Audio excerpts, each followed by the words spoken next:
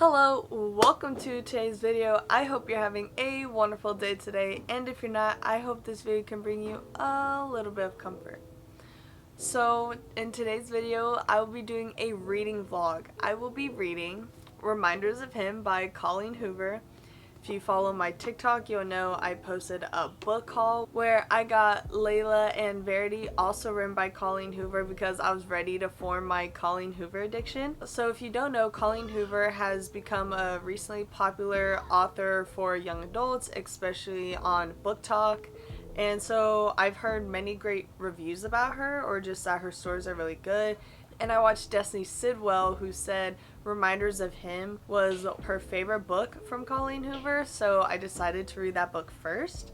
And this video is just me as I read it. I'm giving you my thoughts. So throughout this video, I try my best to have no spoilers, so I can just have a little spoiler section at the end. So even if you haven't read this book, feel free to enjoy this video. I've already started reading it. I have like a couple tabs in. I'm really trying tabbing and annotating books. I love it when I see other people do it, but I almost cringe when I do it just because I feel like I'm defacing it. But I'm trying to do it. I'm trying to get used to it. I've done it with a few books and I've enjoyed it. So we'll see how it goes. So I'm gonna read the back of the book so I know my limitations with what I can and cannot say. A young mother fights to earn a place in her child's life, but is there room for her? After serving 5 years in prison for a tragic mistake, Kenna Rowan returns to the town where it all went wrong, hoping to reunite with her 4-year-old daughter. But the bridges Kenna burned are proving possible to rebuild. Everyone in her daughter's life is determined to shut Kenna out no matter how hard she works to prove herself. The only person who hasn't shut the door on her completely is Ledger Ward, a local bar owner and one of the few remaining links to Kenna's daughter. But if anyone were to discover how Ledger is slowly becoming an important part of Kenna's life, both would risk losing the trust of everyone important to them. The two form a connection despite the pressure surrounding them, but as their romance grows, so does the risk. Kenna must find a way to absolve the mistakes of her past in order to build a future out of hope and healing. I didn't know any of that was going to happen whenever I first bought this book, and I'm going to put up a Snapchat video I made of my theories of what was going to happen. My theories, Reminders of Him, I heard like the title, and usually the book cover plays into it somehow. I don't know how the cover could play into it, even though this is a gorgeous cover, but Reminders of Him, so there's birds. I'm assuming a bird reminds her of him. Sorry. I'm also assuming that he's dead. It's talked about how life is keeping them apart. She has to fix her past or she can't move on or whatever. I'm assuming that her past caught up to her and she's dead. She's dead unless she killed her daughter's father, and it's like reminders of, maybe not killed them, but her past, something happened with him and he's like dead. He has to be out the picture like that somehow, right? And it's like reminders of him and like her past and how that's caused all the problems. I don't know. And I've just read up to like 4 chapters, but up until now I really love Ledger. Ledger is such a dream guy, or just the way he talks about Kenna when he first sees her, it's so precious. So far, I think it's really good. Alright, I'm back. I'm gonna just be coming in at random points as I'm reading it. So I'm on chapter 9 right now. I did not realize this book was gonna get so steamy early on. Or at all, but especially early on. I also just got my first little taste of Diem, which is Kenna's daughter. And she's actually written like a 4-year-old, which I love because I feel like I've read stories where the kids are like Socrates, like they're geniuses, but she's actually written like a child. And Ledger, the main love interest, I love him. I'm obsessed with him and I want more. So far, really enjoying the story. No complaints so far. I really want to learn what happened the night that caused her to go to prison. I think that's going to be very interesting. And I'm excited to see how it all turns out. Alright, guys. I just read the scene where she's like trying to go see her daughter. Kenna's trying to go see her daughter for the first time.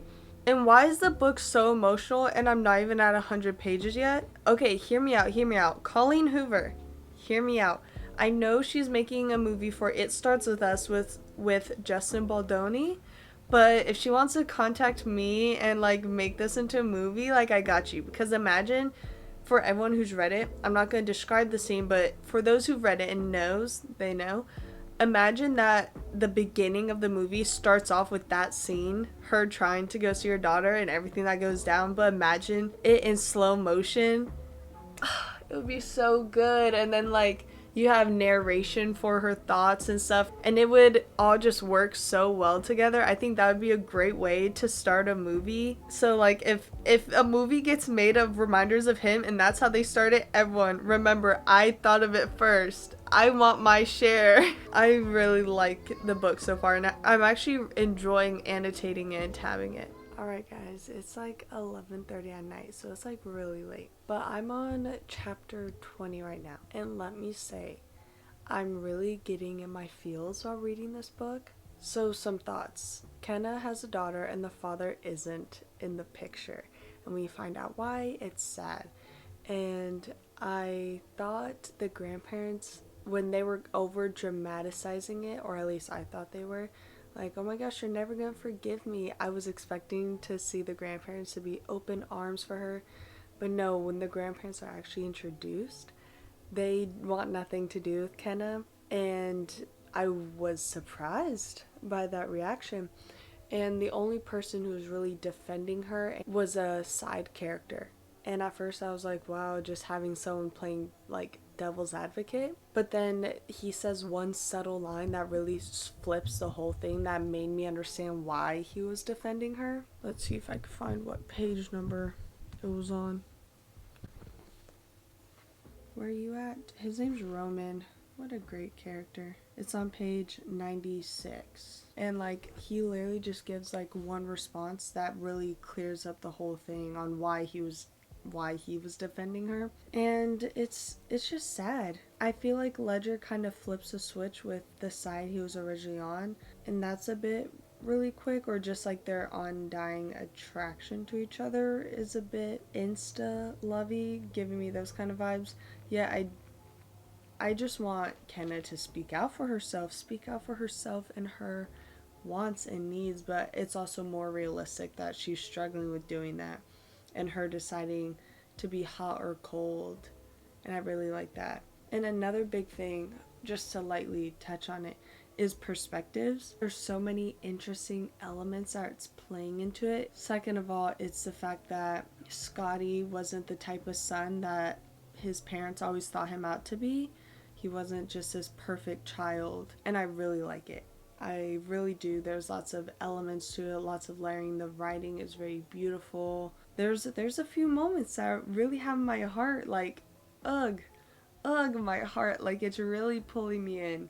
And I'm like 20 pages before I'm like exactly halfway through it, but I'm really enjoying this book so far. Guys, that was almost embarrassing. I just recorded like a 5-minute rant about the chapters I've read, and then I was like cleaning up my desk and I realized the mic was never plugged in, and the audio is really bad when the mic's not plugged in, as you probably remember from my first few videos before I got this mic. What am I going to talk about? What did I talk about? Well, I'm enjoying the book. I think it's really well written still.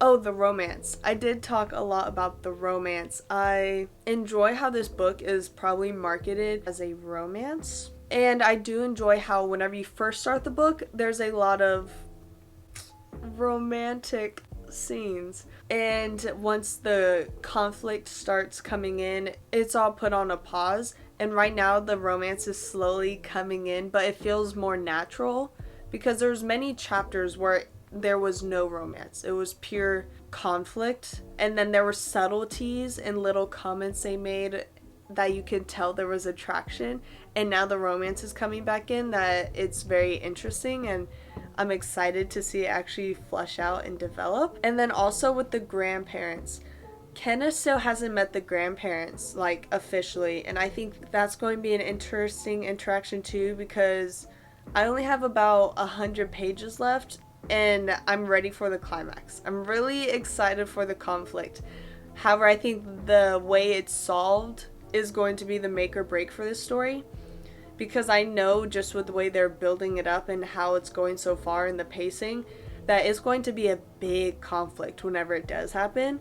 And if it's solved too quickly or too easily, I know I'm not going to enjoy it. So I feel like unless something this 100 pages where it's actually starts building up to it right away, and I like just happen to pause at the perfect time, like unless it's starting to build up to it now even more, like to the actual event or situation where the conflict happens, then I don't really know if I'm going to enjoy the ending. Another thing I'm ready to read is the night that caused her to go to prison.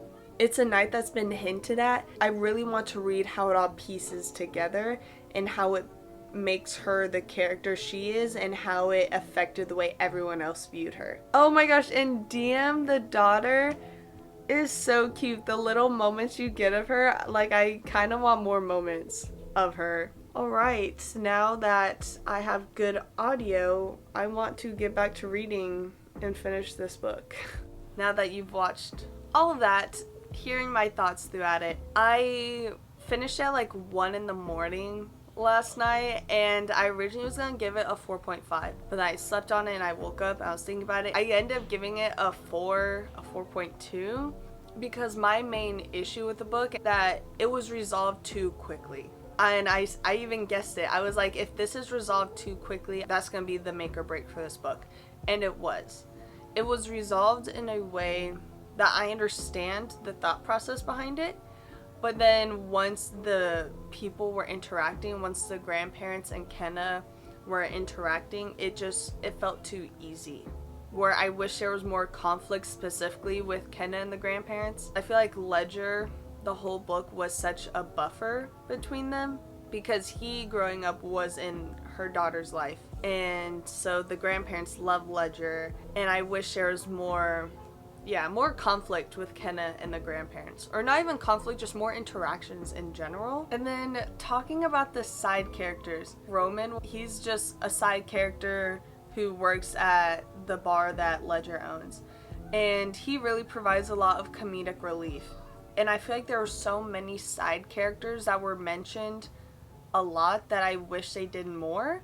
Or I wish they were their own fleshed out characters. That they weren't just here to play this part to move the story along. Or at least like my favorite side characters are characters who are their own character. They're not just there to play devil's advocate, and they're not just there to be filler. Like, they're actually people who are semi-important to the plot. And I think that was my main issue, is that there was a lot of side characters who are mentioned, and you get a brief of their backstory, and they're mentioned again throughout the rest of the story, but that was it. It was just like more so mentions. But overall, this is a good story that does pull out a lot of emotions from the readers. As I said, once I was reading the book, I was in it. I did enjoy it. I think it was more so afterward, when I was actually analyzing it, that I found all these little critiques in it, and that's what made it go down a bit. For the book in of itself, it is a good book. I think you should all read it, or at least check it out at some point. This next section I'm about to get into has all the spoilers, so if you don't want a spoiled review, thank you so much for watching. Be sure to check out my description box. I hope you have a wonderful day today. Now, for all you cool cats who have read this book or who haven't read this book and just want to watch more of me, thanks for sticking around. Let's get into it. I wish for Kenna's character development, she had the conflict with Scotty's parents. That it wasn't Ledger speaking for her, because I feel like whenever she first got out of prison, a lot of her feelings she kept inside to herself. She had difficulty voicing her opinions, and sure, she got better at it with Ledger, with talking to Ledger about how she felt, but in the end, she never even had any real interaction with the grandparents until Grace read the letter she wrote to Scotty, and then like comes back forgiving her. And I really think that for her development, she should have been the one defending herself for her own child. And then if Ledger went out, got the letter, printed out, gave it to her grandparents, then I think that would have been fine. And I think I would have enjoyed that more for Kenna's character in the end. Also, the title, Reminders of Him, there were multiple things I read it, I was like, oh, this is a reminder of him. Like, music, how Kenna has to wear headphones because any music reminds her of like how she was listening to music the night of the accident. Then I was like, duh, reminders of him, like a big one is Diem, obviously. Everyone loves Diem, and the grandparents kind of use Diem as a way of moving on from the loss of their miracle child, that now they have his child, they have their grandchild, and that's why they hold on to Diem so closely and why they really push Kenna away. And then I think Kenna is a reminder of Scotty with the grandparents, and I think this whole story is them learning to look at these reminders as not something negative, as something that's bad in the past, but as a way to move forward, and instead look at these as happy moments, like the pigeon, which you see on the cover, the birds, and it reminds them of Scotty, but instead of making them cry, it makes them happy.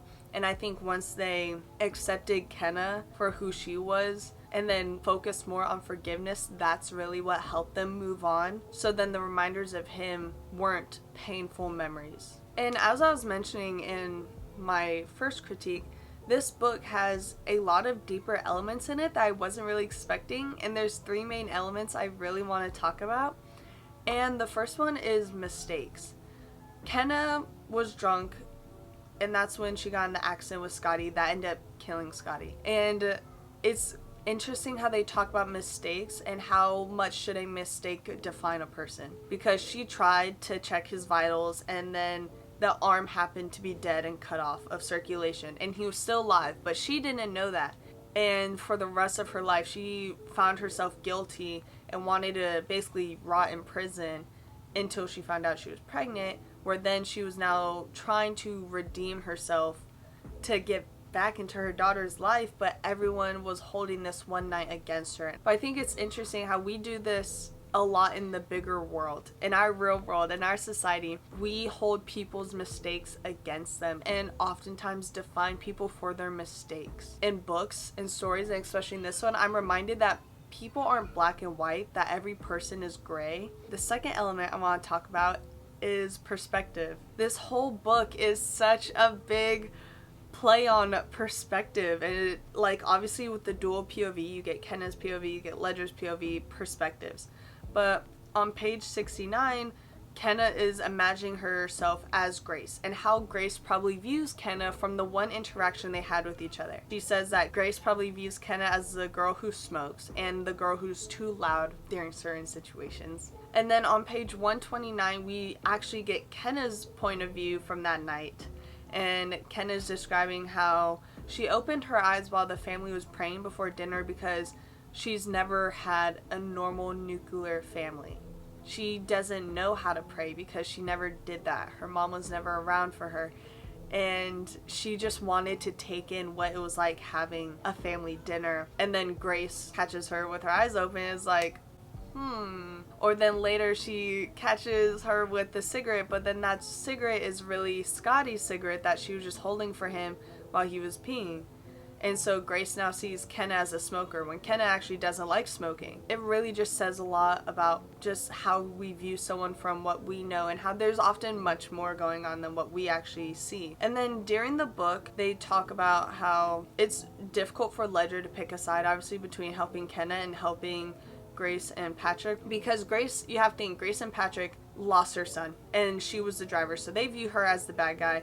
Kenna is a mother who just wants to see her daughter, who's been trying to move on from this terrible accident that she caused. And the book does a really good job at making you feel torn and making that emotion come out.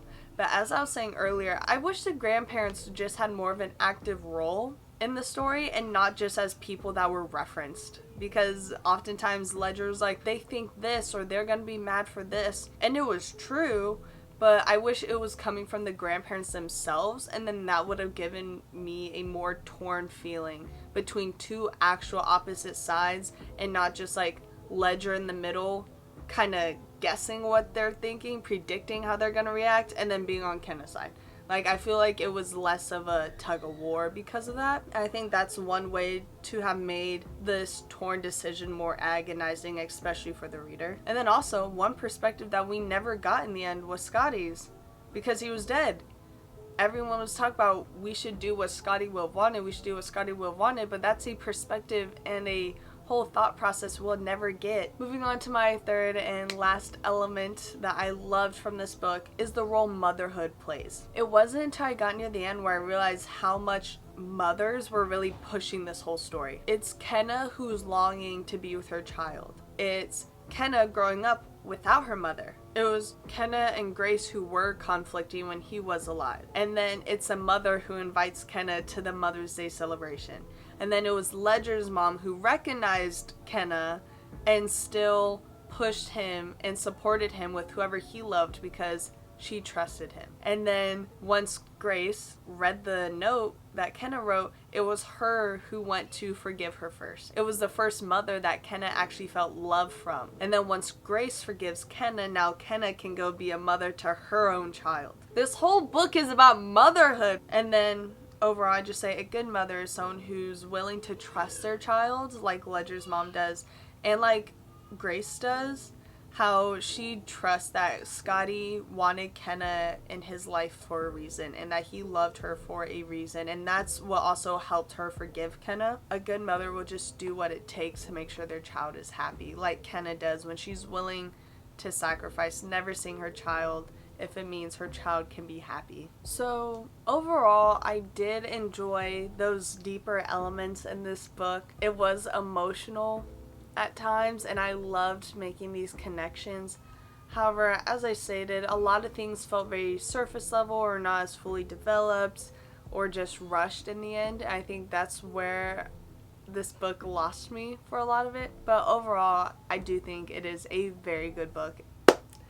Thank you so much for watching this video. I hope you enjoyed it. I hope it was interesting to see my thoughts as I was reading it and how I basically predicted a major part in this book, which I still think is so funny. I guessed it all based off just the synopsis and based off the cover. And again, if you've read this book, let me know what your thoughts are down below.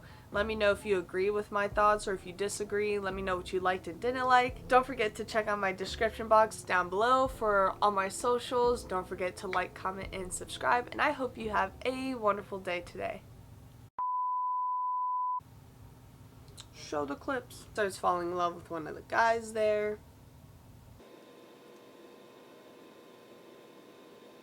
Okay. I know nothing about this. Delete all of that. So this reading vlog will have spoilers, or will it? I really want to learn what happened. How can I say this without spoiling it? Like her confronting the grandparents and not Ledger doing it. No, look. Cut all that out. Cut all that out. But I almost wish that... No, I can't even talk about that. Okay. Nope.